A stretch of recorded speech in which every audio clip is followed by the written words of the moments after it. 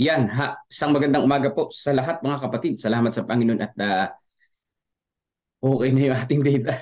So dito kasi sa church ay medyo nagloloko yung internet natin. So i-report pa lang ni Brother Edgar Leono yung ating Converge na ginagamit. Meron yata nasira na wire. So ngayon ang ating pong pag-aaralan ngayong Thursday na ito, ang suporta ng mga misyon. Yan, yung conference natin siyempre at malaki ang support ng ating pamunuan. So August 24, ang ating pong pinaka-key-text sa 1 Timothy 6:18 to 19. So tayo po ay manalangin. Panginoong Diyos naming mahal, kami po ay patuloy na lumalapit sa inyo at humihingi ng kapatawaran sa aming kasalanan. At patuloy niyo po kaming ginagabayan at hindi niyo po kami pinababayaan. Amin po dalangin sa mga oras na ito ang aming pong pag-aaral dito po sa unang Timoteo 6 verses 18 to 19. Inyo po nawa kaming gabayan, O Diyos, at kami makaalam ng mga katotohanan at ma-apply sa aming po mga pang-araw-araw na buhay. Ito po ang aming dalangin sa banal na pangalan ni Jesus. Amen. So sabi po dito sa 1 Timothy 6:18 to 19, dapat silang gumawa ng mabuti, maging mayaman sa mabubuting gawa, bukas ang palad, at handang mamamahagi. Sa gayoy magtitipon sila para sa kanilang sarili ng isang mabuting saligan para sa hinaharap upang sila'y makapanghawak sa tunay na buhay. So ano po ang gagawin para po maging mayaman sa mabubuting gawa? Ayan ang sabi diyan. Kapag ka naging mayaman sa mabubuting gawa, bukas palad at handang mamamahagi, ano po ang sabi? Nag-iipon ng ano daw po at sila'y haharap, makakapanghawak sila sa tunay na buhay. Kung sila ay marunong mamahagi, ibig sabihin marunong mamigay ko, meron kang sobra-sobra naman, di ba? At syempre, tawag dito, alam mo naman ang pwedeng tulungan sa hindi pwedeng tulungan, di ba? Alam mo yung pwedeng tulungan, alam mo yung mga taong naghahanap buhay lang sa pamamagitan ng panlilimos. Pero alam mo talaga yung tawag dito, yung tunay na talagang nangangailangan, yun ang bibigyan natin ng tulong, di ba mga kapatid? So sabi po dito, ang suporta ng mga misyon. Sabi po dito sa tatanggap tayo ng kapangyarihan, ang misyon ng Iglesia ni Cristo, ayan Iglesia ni Cristo mga kapatid, hindi yan yung Iglesia ni Manalo. Iba po ang Iglesia ni Manalo sa Iglesia ni Cristo. Sapagkat yung Iglesia ni Manalo, lately lang yan na itatag. Pero yung Iglesia ni Cristo, mula pa yan sa unang panahon sa banal na kasulatan. So magkaiba po yan. At ang Iglesia ni Cristo sa Biblia, hindi po nakain ng karumal-dumal na hayop. Hindi sila nainom. Yan yung palatandaan. Nangingilin sila ng araw ng Sabat. Samantalang Iglesia ni Manalo, nakain ng mga karumal-dumal, umiinom, naninigarilyo kahit sa kapilya nila sa labas. No? At sila hindi nangingilin ng araw ng Sabat. No? Linggo sila at ibang araw. Iba yan sa Iglesia ni Cristo sa Biblia. Yan para malinaw lang. So ang misyon ng Iglesia ni Cristo sa Biblia ay ang iligtas ang napapahamak ng mga makasalanan. Ito ay ang ipaalam ang pag-ibig ng Diyos sa mga tao. At upang madala sila kay kay Kristo sa pamamagitan ng bisa ng pag-ibig na iyon. Dapat dalhin ang mga katotohanan sa kapanahonang ito sa madilim na sulok ng mundo at maaring mag-umpisa ang gawain ito sa tahanan. So ano po ang gawain ng Iglesia ni Kristo? Yan, sa Biblia, hindi Iglesia ni Manalo. Ayan. Ang ipamahagi ang pag-ibig ng Diyos. Ang mga tao ay maidala sa kaligtasan kay Jesus Christ. Maalis sa kadiliman at mapunta sa ating pong Panginoong Jesus. Saan daw po ito nagsisimula? Ang gawain na ito sa ating tahanan mismo. Yan. Kaya nga kagabi yung Bible study.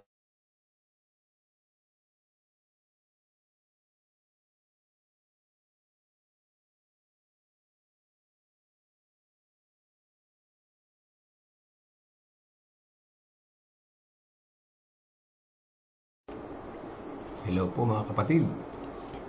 at nagkaroon ng problema si pastor, tuloy na lang natin ito. Pagtulong-tulungan lang natin itong ituloy po para tayo ay makapagpatuloy. Yan. Kasi nagkaroon ng problema yung kanyang data. Gumalaw. Yan po. Naway naririnig niyo po ako po. So, umpisa natin dito sa first slide. Yan. Sinasabi dito yung mission ng iglesia ay ang iligtas ang napapahamak ng mga makasalanan. Ito ay ang ipaalam ng pag-ibig ng Diyos sa mga tao. Yan, para maipaalam natin ang pag-ibig ng Diyos sa mga tao, kailangan natin gumawa. Sinasabi dito sa lesson po. At upang madala sila kay Kristo sa pamamagitan ng bisa ng pag-ibig na iyon. So, dapat dalhin ang mga katotohanan sa kapanahonang ito sa madidilim na sulok ng mundo at maaaring mag-umpisa ang gawain ito sa tahanan. So, sa tahanan pa lang natin, pwede na natin gawin ito. Practice na tayo. Yun ang sinasabi sa ating lesson. Kung itutuloy natin ito sa next slide, ang sabi dito ay, hindi dapat mamuhay ng makasariling pamumuhay ang mga tagasunod ni Kristo. Sa halip, pinuno ng Espiritu ni Kristo ay dapat silang gumawang kasang-ayon niya. So, hindi tayo dapat mamuhay ng sarili. Kailangan natin talagang mamuhay kasama si Kristo. Kasi pag pang sarili lang natin, magiging walang direksyon ang ating buhay. So, kaya tayo ay patuloy na gagawa para kasama si Kristo, para tayo ay, dahil tayo kanyang mga tagasunod. Ayan, next slide. Binigyan niya ang kanyang bayan ng panukala sa pangingilak ng mga salaping sapat para gawin ang proyekto na nasusustentuhan ang sarili nito, ang panukala ng Diyos. Ang sistema ng pag-iikapo ay napakaganda at sa kasimplihan at pagkakapantay-pantay nito. Ayan mga kapatid, para maabot yung mga tao na sa mga sulok ng mundo, ginagamit dito yung sistema ng ikapo. So, yung mga budget na nakukuha rito sa ating pag-ikapo, ayun naman ang gagamitin ng mga mangangaral para maabot ang mga iba't iba sulok ng mundo at maipakita at maipakilala si Kristo at ang kanyang pagmamahal sa mga tao. So, yun po. At yun din ay isabi dito na ang panukala ng Diyos sa sistema ng pag-ikapo ay napakaganda at kasimplihan at pagkakapantay-pantay nito. Ibig sabihin ay masasapatan pa rin naman yung ating mga pangailangan kahit tayo ay nag-iikapo, kasi 90% naman yung naiiwan sa atin at 10% yung ikapo. Pwede pa nga tayo magbigay ng offering na 10%, pero sa totoo lang, ang pag-ikapo at pag-offering, ang pag-iikapo ay 10% at ang pag-offering naman ay bukal sa iyong puso. Kung gusto mo mas malaki, pwede. Pero pag nagbigay daw ng napilitan ka lang, mas maganda yung nasa puso mo lang, kasi baka kasala ka lang pagka napilitan ka lang. Kaya masama sa loob mo yung binigay mo. Tuloy natin. Ang lahat ay maaaring manghawak dito na may pananampalataya at lakas ng loob, sapagkat nagmula ito sa Diyos. Ito ay pinagsama ang kasimplihan at kagamitan, at hindi nito hinihingi ang malalim na pinag-aralan para maunawaan at maisagawa ito. Hindi po kailangan ng malalim na pinag-aralan para maisagawa natin yung pagbibigay, pagsuporta sa misyon sa pamagitan ng pag-ikapo. So, madali lamang itong maunawaan at kaya natin itong gawin, dahil pag ginagawa natin ito ng tama, sigurado tayo ay ginagabayan ng Holy Spirit. At totoo naman, may testimony ako dyan mga kapatid. Dati malaking sweldo ko, hindi ako nag-iikapo ng sapat. Ba't laging kulang kahit malaki ang sweldo? Laging kulang. Pero ngayon na hindi naman kalakihan yung aking kita, pero tama yung aking ikapo, nakapag-o-offering pa, sapat po ang kinikita at patuloy na dumarating ang biyaya. Kaya totoo po ang sinasabi sa Malakyas na subukin mo ang Panginoon. Totoo po yun mga kapatid. Kaya ako ay lubos na nagpapasalamat at sinubukan ko talaga yun. Kasi naalala ko rin yung ginawa ng mama ko ng mga bata pa kami. Nagtapat din siya at patuloy kaming hindi naman sobra. Sapat lang sa ating pangailangan. At patuloy tayo nakakatanggap na sapat sa ating pangailangan. Patuloy tayo nakakagabay din naman sa misyon, nakakatulong tayo. So, para matapos ang gawain dito sa sanlibutan. Sa pagpapatuloy, sabi dito, maramdaman ng lahat na maaari silang makibahagi sa pagpapasulong ng mga halagang gawain ng kaligtasan. Ang bawat lalaki, babae at kabataan ay maaaring maging ingat yaman para sa Diyos at hindi na mangangailangan pa ng mga pamamaraan kung paano pasulungin ang dakilang gawain ng pagpapatunog ng huling mensahe ng babala sa sanlibutan. Lahat ay makakasangkot talaga, mga kapatid, babae, lalaki, kabataan. Maging ingat yaman. Kita niyo po, maging ingat yaman tayo. Ibig sabihin na maging ingat yaman, ang ating mga pag-aari, ang ating mga kinikita ay galing lahat yan sa Diyos. Tiga-ingat yaman lamang tayo. At maaari tayong makatulong sa misyon para pasulungin ang dakilang gawain. Grabe, ano po. Hindi mo pala kailangan mag-sermon, ano po. Magbigay ka lang ng tapat na ikapu at handog.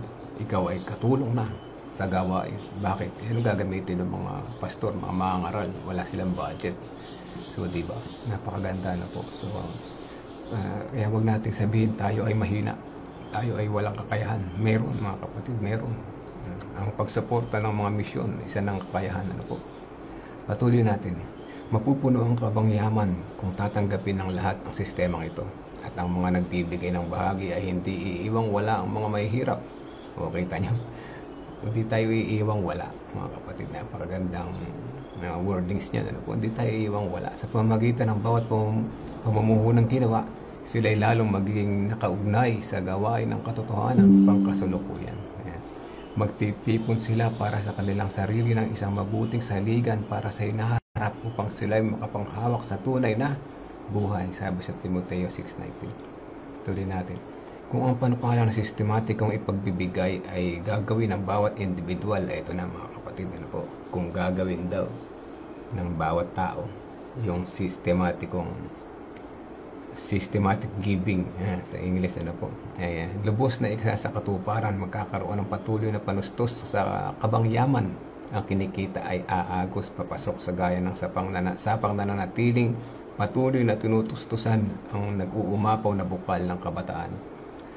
Totoo po yan, ano po, kung magiging systematic giving na yan, itutuparin ng lahat, ay talaga na mag-uumapaw ang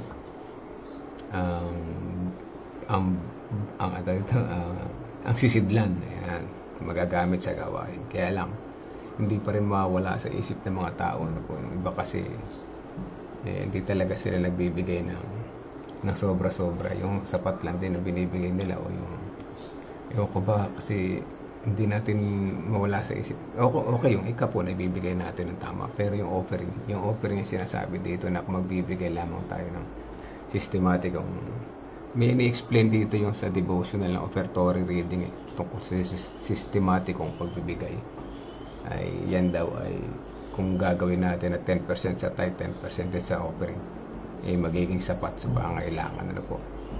Pero hindi lahat nakagagawa. Hopefully someday, ano po, makagawa at makapagtustos tayo ng ganyan. Tuloy natin.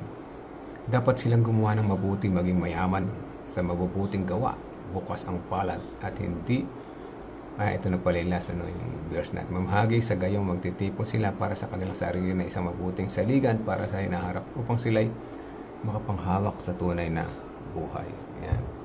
Yan ang ating memory verse. So, mga kapatid, ang lesson na ito ay tumutugon sa ating pagsuporta sa misyon. So, bilang isang mga alagad, hindi man tayo makapangaral. Mas maganda ka pangaral pa, ano po. Sumusuporta na tayo sa mission, nakapangaral pa. Yan yung tinatawag na full blessing, ano po, full blast ng blessing. So, yan po ang ating lesson ngayong umaga na ito. Si Pastor ay namumblema sa kanyang load. Di ba, Pastor? At tinuloy ko na, pinagtyagaan ko na lang ipaliwanag sa abot na aking makakaya. Ano po, at sa pagpapatuloy, bago tayo magtapos, ilagay niyo po yung prayer request niyo dyan. At patutugin muna natin ng isang awit, papuri sa Panginoon bago tayo mag-closing prayer. Amang banal na makapangyarihan sa lahat. Nagpapasalamat po kami muli sa umaga na ito na kami ay patuloy nyo sinamahan, patuloy nyo kaming ginabayan. Bigyan kami ng pagkakataon pang marinig namin ang importanteng lesson dito. Bagaman nagkaroon ng trouble yung sa side nila pastor, kami pa rin nakapagpatuloy. Salamat po sa inyong gabay at patnubay. Kami bless sa umaga na ito. Salamat po sa pagbubukas sa aming isipan na bagaman kami ay mga hindi talentado kagaya ng iba, masusuporta pa rin kami sa gawain sa misyon. Pagpagitan na aming pagtatapat na pagbabalik ng ikapo at gayon din sa mga handog. At gayon din ito ay magamit nawa ng maayos sa gawain, sa pagtatapos ng gawain. At patuloy namin dinadalangin na aming mga anak buhay, aming kalusugan, na aming kinikita ay maging sapat, mga biyaya ay maging tuloy-tuloy upang sa ganon ang aming suporta sa gawain. Patuloy din naman na mag-alab at maglagablab, mapuno ang kaba ng yaman upang sa ganon ang gawain sa lupa ay matapos. Linisin niyo po ang isipan ng bawat isa, na alisin sa aming mga maruming pag-iisip, ang aming mga iniisip tungkol sa aming pagbibigay. Naway patuloy namin ituon sa inyo aming pag-iisip kapag kami ay nagbibigay. Sa ganon ito ay maging maluwag sa aming mga puso at isipan. Kami ay masaya sa aming pagbibigay at tulong sa suporta na gawain. So mga ganito nais namin isama sa panalangin ng mga kapatiran na nakikinig ngayon. Marami sa amin ay sapat o hindi sapat ang kinikita. Nawa po ay pagkalaw sa amin ng aming mga pangailangan. Hindi naman yung sobra, ngunit sapat lamang. Sa ganun, ang pagpapala na ito ay magamit din naman namin at maging pagpapala rin naman sa iba. Nais namin isama sa panalangin ang mga pangangaral dyan sa West, ganyan din naman dito sa South. Partikular dyan sa ang mga gawain sa homestead sa Talavera, ganyan din sa mga Bible study sa Tabacao at La Torre. Po sila ay ma-inspire ng Holy Spirit. Na ang Holy Spirit ang gumawa sa kanilang puso at isipan, kanilang matanggap ang aral at kanilang tanggapin kayo bilang personal na tagapagligtas. Gabayan niyo po sina Brother Roy at si Sister Nilpa Rivera sa kanilang pangunguna sa pang-aaral diyan po sa kanilang nakasakupan. At sila ay bigyan ng mas malusog na pangatawan sa bawat araw, malayo sa anumang karamdaman. Bigyan sila ng mas masisigasig pa na puso at isipan sa kanilang paggawa at makapitas sila ng mga kapatiran na maging masigasig na tutulong sa kanila sa pagpapalawak ng gawain diyan sa kanilang lugar. Hindi na mga kanilang mga naaralan, kanilang mga sinisira na patuloy na maging malakas, talino sa pagpili ng tama at mali. Pili kanino sila papanig. Amin din sinasama sa panalangin ang mga kapatiran na naghahanap ng trabaho, na nag-a-apply, mga naghihintay ng kanilang work. Sama namin sa panalangin si Crisel na makahanap siya ng work na nararapat sa kanya, na hindi makakapekto sa kanyang pananampalataya.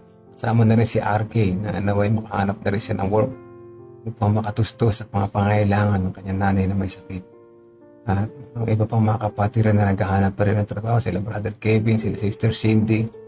Nawa po, Ama, kayo na po ang gumawa, magbigay sa kanila ng trabaho na nararapat po sa kanila, na hindi sila masilaw at matisod sa kanilang pananampalataya. Patuloy sila makagawa.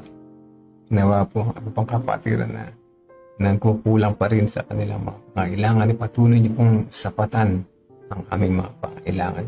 Patuloy din namin sinasama sa panalangin na mamaya mga karamdaman na naway patuloy ang inyong pagbibigay ng aming mga pangailangan ay patuloy na aming pinasasalamat po at pagtitiwala namin na aming kalusugan po sa inyo. Sama namin si Brother Alan Eugenio, Sister Nilpa Rivera, kanyang pamangkin, ganyan din si pamilyang Sister Rosemary Encarnado, kasama na rin si ating Sibilia Erilia Borbon, Brother Renato Santos, Romnick Erilia Francisco, Olivia Francisco, Rebecca Francisco, Jennifer Pascua, kasama na rin si Precious Cabasog, Princess Chorquina, si RC, kay Miss Sister Nena, gumaling sa karamdaman. At si Tia Aning, Tia Aurora, Sister Corazon Mina, sa kagalingan, kasama na rin si patuloy na kagalingan kay Sister Sally Sanchez. Kasama rin namin sa panalangin ng mga kapatiran na di namin nabanggit na nasa banig pa rin ang karamdaman. Patuloy namin ikakatiwala ang aming kalusugan po sa inyo, ang aming buhay at aming kagalingan. Sa huli nais namin isama sa panalangin ng mga kapatiran na nagkulang po ng pagtitiwala sa inyo. At dahil sila naging tapat ng inyong mga lingkod, ngunit sa kabila ng pagsubok sa buhay, sila po ay natisod. Sila po ay mas nagtiwala sa kanilang mga sarili. Ama, alam namin ang mga kapatiran na ito ay patuloy na nakikilala po kayo. At darating ang panahon sila ay muling babalik. Kaya inaasahan po namin ang kanilang babalik at makasama ulit namin sa paghahanda sa nalalapit na inyong pagdating. Papasalamat po kami sa lahat ng iyong kabutihan, sa inyong pagmamahal. At sa kabila nito kami pa rin ay makasalanan, kaya patawad po kami man ay kulang at nagkasala. Itong lahat ay aming inihiling sa pangalan ni Jesus namin. Amen. Amen.